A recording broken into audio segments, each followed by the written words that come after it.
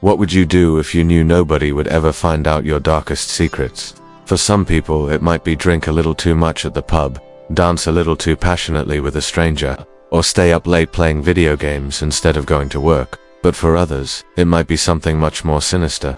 What if there was a place where you could be free from the prying eyes of the world?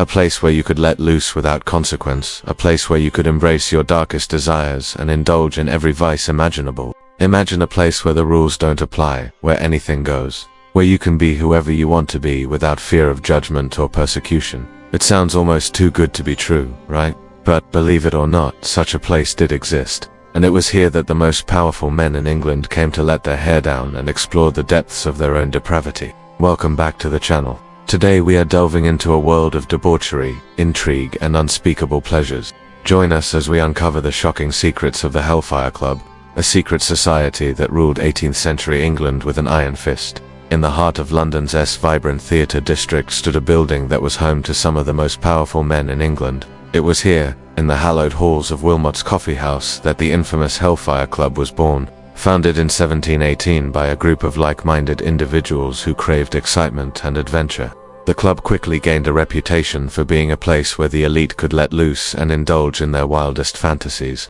Among its founding members was Sir Francis Dashwood, a man who would go on to become one of the most notorious figures in the club's history. Born into wealth and privilege, Dashwood had everything one could want, except for the freedom to live life on his own terms. He chafed under the strictures of society and longed for a place where he could be himself without fear of reprisal. When he met the members of the Hellfire Club, he found exactly what he was looking for. Together, they formed a tight-knit group that shared a love of excess and a disdain for the rules that governed everyday life. As the club grew in popularity, its members began to seek out new ways to push the boundaries of acceptable behavior. They experimented with drugs, had wild orgies, and even dabbled in Satanism. One of the club's most infamous activities was their mock black masses, which were held in a converted barn on Dashwood's estate.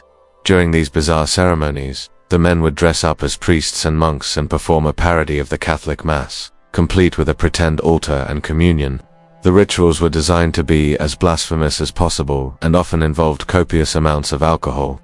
To get fully into the spirit of things, the men would cover themselves with soot or plaster to make themselves look like demons. They also dressed dogs in devil costumes and unleashed them into the audience during the performances. As you can imagine, this was not exactly a sight that the respectable citizens of 18th century England were prepared for. But the Hellfire Club's activities didn't stop at their mock masses. They also held regular meetings in the caves beneath Dashwood's house where they discussed philosophy, politics, and of course, their plans for their next debauchery-filled escapade. The caves were a labyrinth of tunnels and chambers that had been carved out over the years by the club's members. They were decorated with paintings of naked women and scenes from pagan mythology, creating an atmosphere of unrestrained sensuality. The club's members were not afraid to experiment with different types of orgies, and they were known to host parties that would put any modern-day frat house to shame. They would invite groups of women to the caves and engage in orgies that lasted for hours. Some reports even claimed that the club's members kept prostitutes on hand to cater to their every need. But the Hellfire Club wasn't just about sex. It was also a place where men could let off some steam and enjoy themselves without the constraints of society's expectations. They would hold costume parties where members could dress up as hairy wild men and run amok through the caves, letting their primal instincts run wild. It was a chance to shed the shackles of civilization and embrace the raw, untamed aspects of human nature.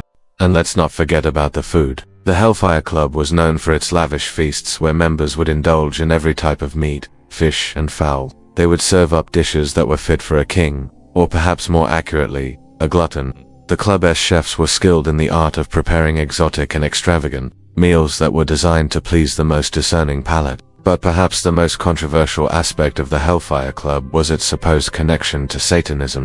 Rumors spread like wildfire that the club's members engaged in satanic rituals and worshipped the devil himself.